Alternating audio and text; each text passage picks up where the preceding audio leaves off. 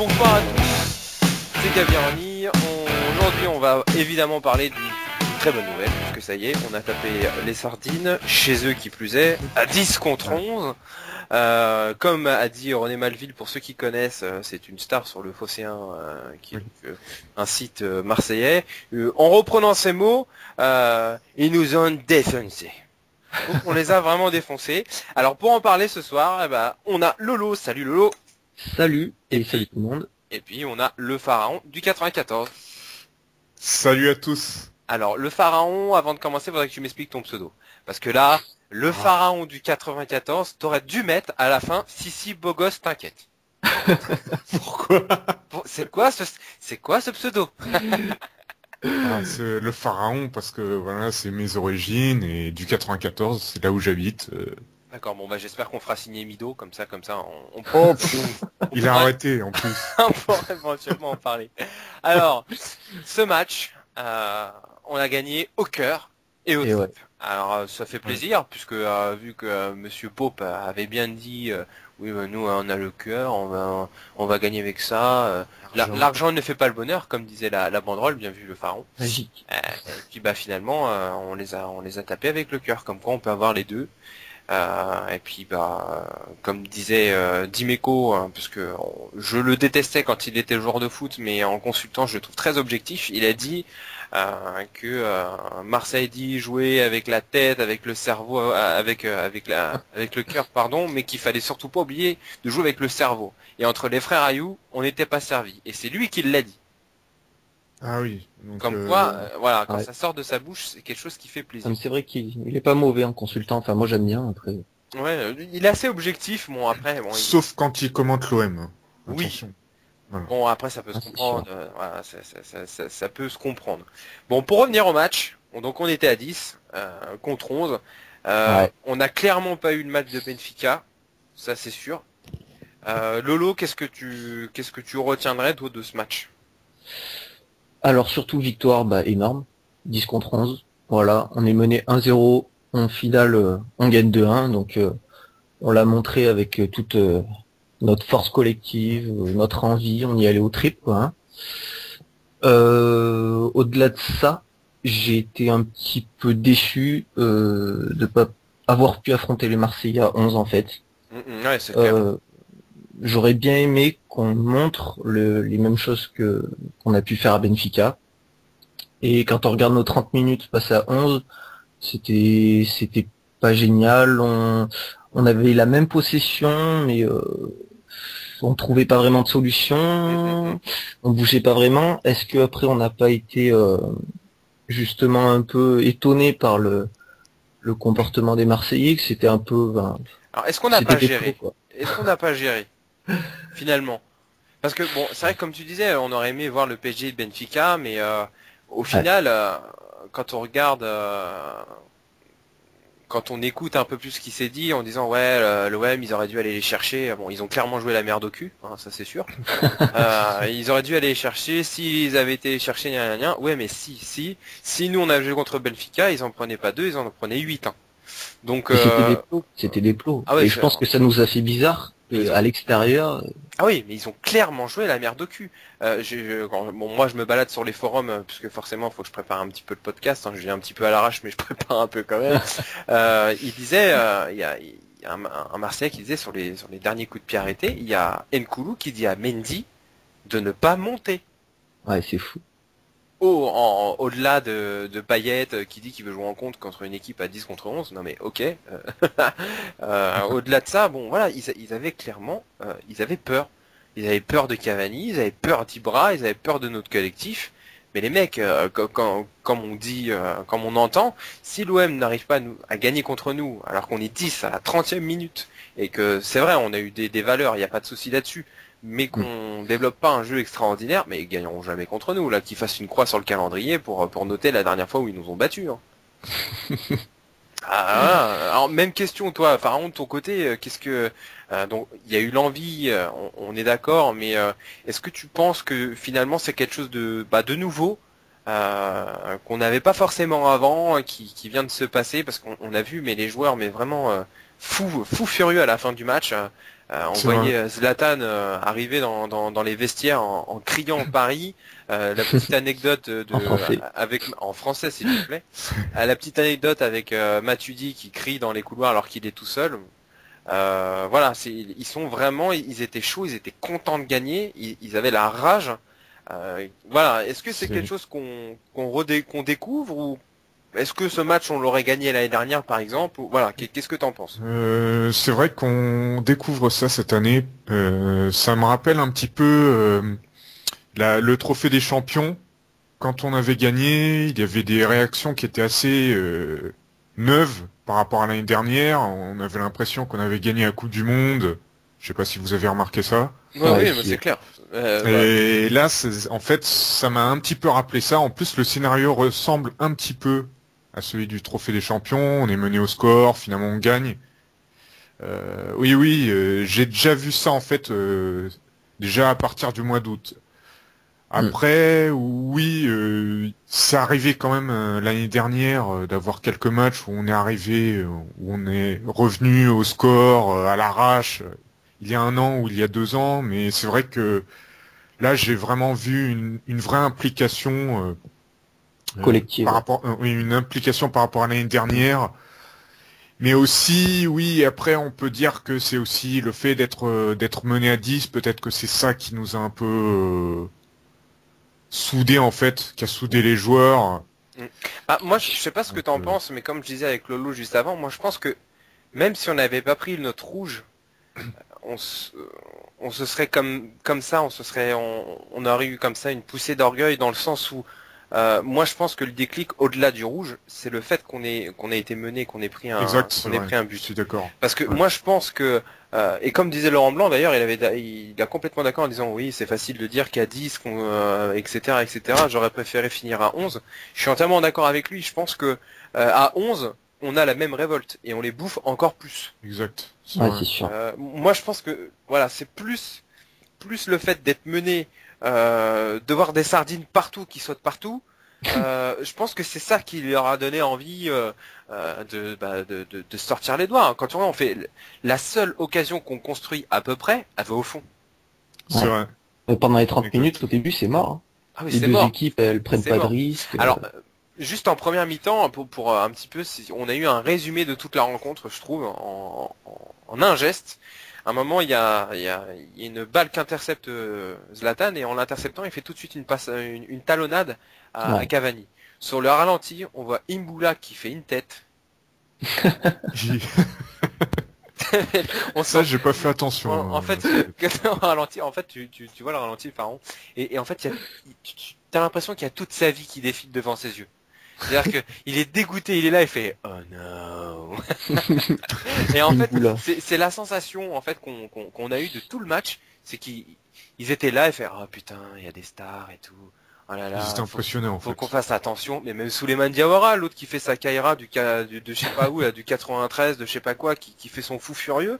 Avec ses gants, alors lui, putain, enfin bref, qui fait toujours son fou, qui dit ouais on va les manger, et là il a dit bon faut faire attention quand même. Exact. Ouais, j'ai aussi pensé à ça, ouais. Attends le mec, je sais pas, on a l'impression c'est là qu'on se rend compte qu'on a grandi finalement et qu'on est devenu parce que l'année dernière ils y sont allés hein, même si on n'a pas été bon au Vélodrome, on n'a pas été bon, ça a toujours été leur marque, ils mettaient de l'engagement.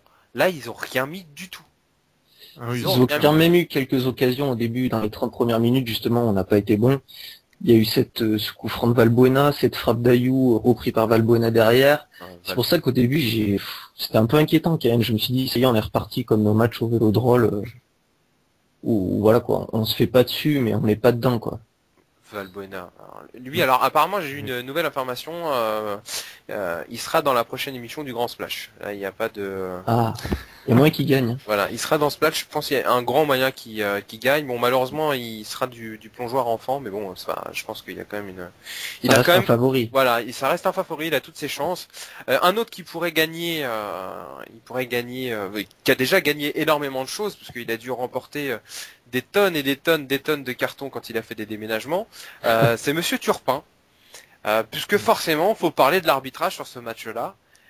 On a eu un arbitre qui s'est pas forcément trompé sur certaines décisions en termes de faute. Mais alors, le mec...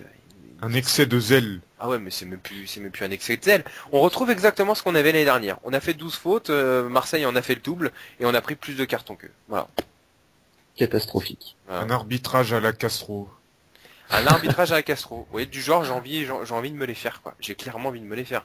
Mais un jaune à Cavani, bah ouais, on était à Mais 10. quand il sort là, Il a couru, et puis, Zlatan sort parce qu'il est blessé, il lui met un jaune parce qu'il court pas, quoi. mais depuis Ouais, quand on est obligé de sprinter en plus quoi.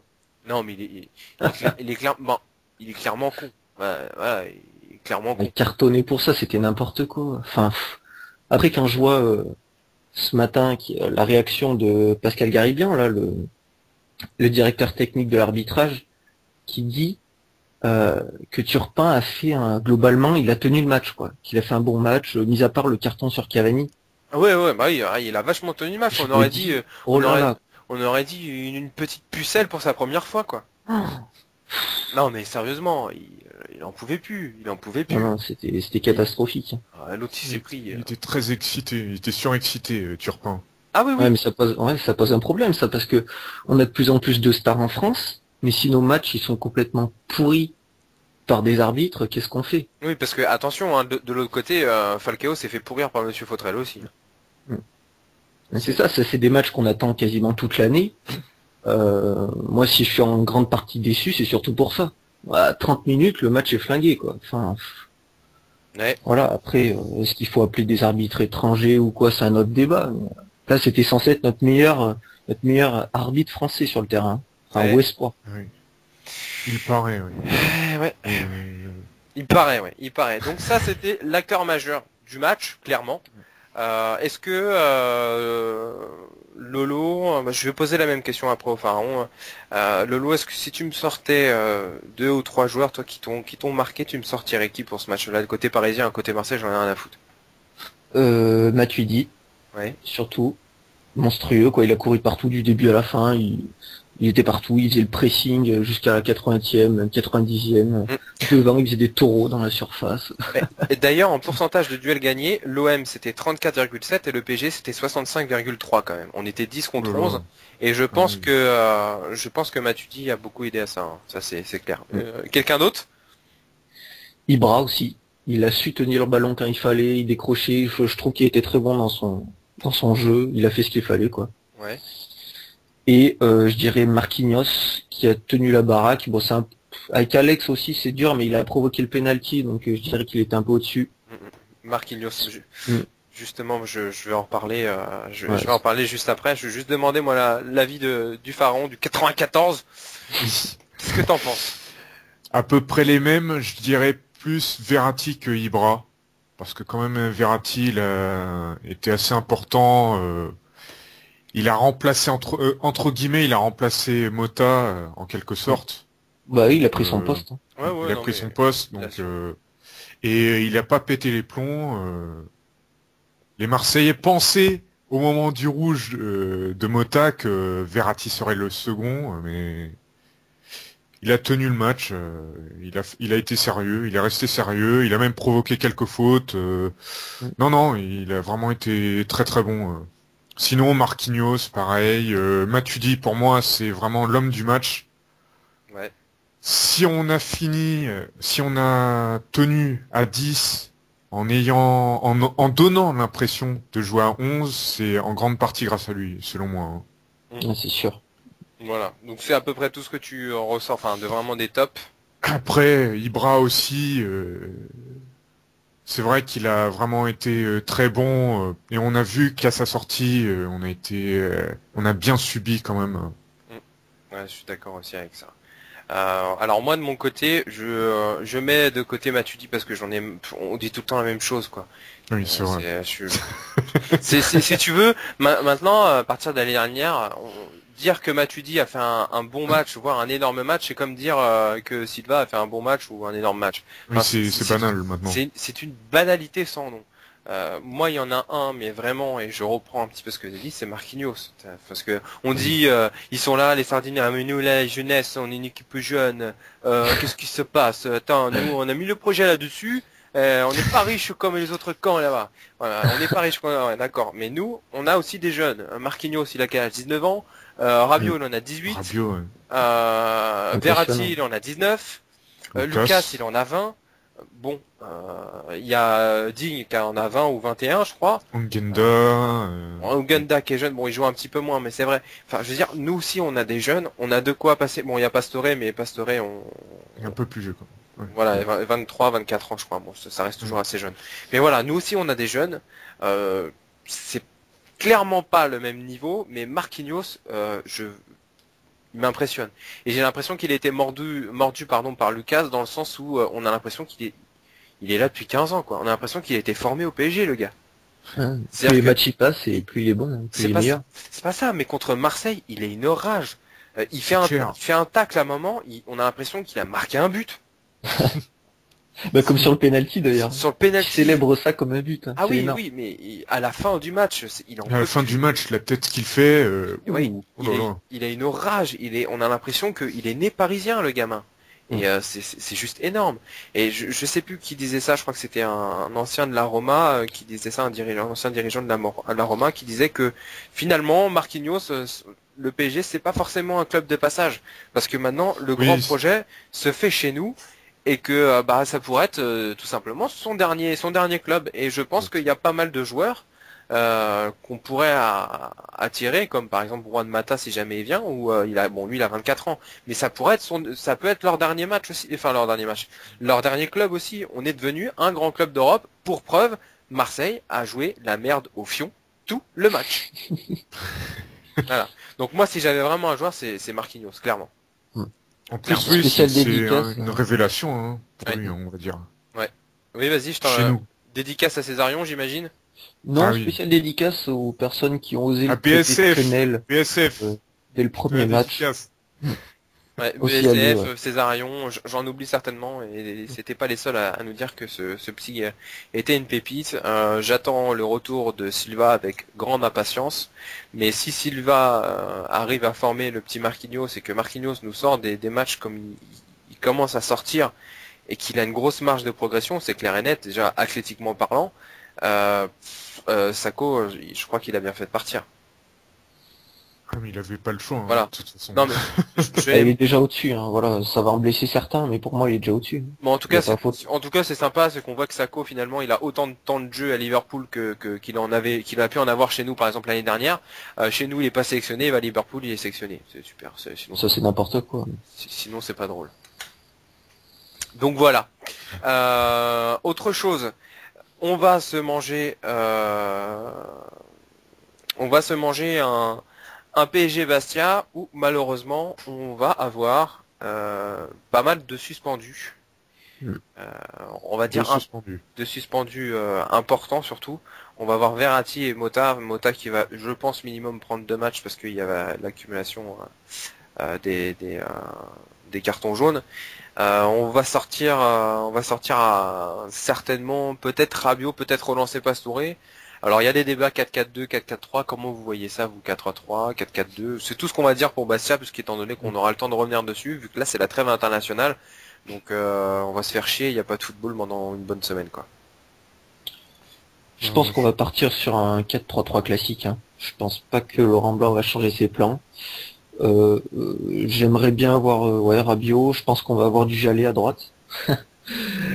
Et ouais, forcément. Vu que Maxwell va sûrement se reposer. J'aimerais bien voir du Uganda un peu. Ça fait longtemps qu'on l'a pas vu. Parce que contre Bordeaux, il a vraiment été très très très bon et je pense que ça mérite d'être vu. Exactement. Enfin, qu'est-ce que t'en penses, 4-3-3 Oui, j'aimerais bien. De toute façon, le mieux c'est de rester sur le 4-3-3. Après, on s'adapte en termes de joueurs.